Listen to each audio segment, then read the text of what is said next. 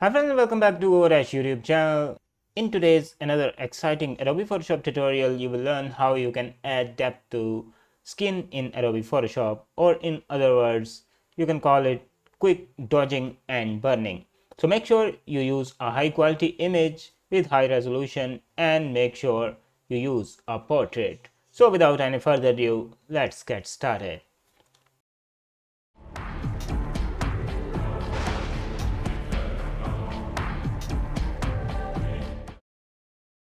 I have this image open in Adobe Photoshop. You can open any image in Photoshop by pressing Ctrl O, or you can go to the file menu and click open and select the location and file you want to open. That's very basic, and now we need to click the new adjustment layer icon in the layers panel and click solid color from here.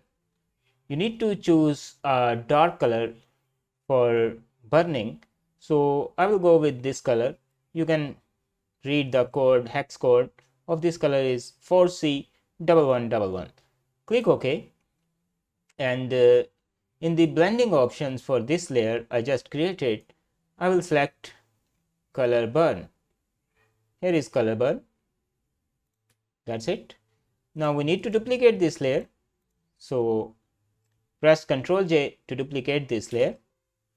This time change the color by double clicking this icon in the layers panel and change this to something like skin color, a little yellow or peach type color.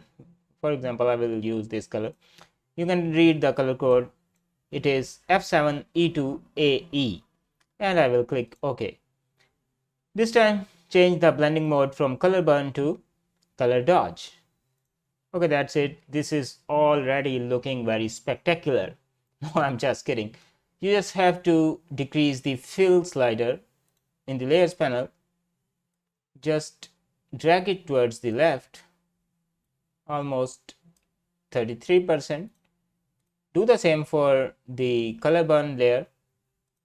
Decrease the fill, something like 29, or I think 26 will do.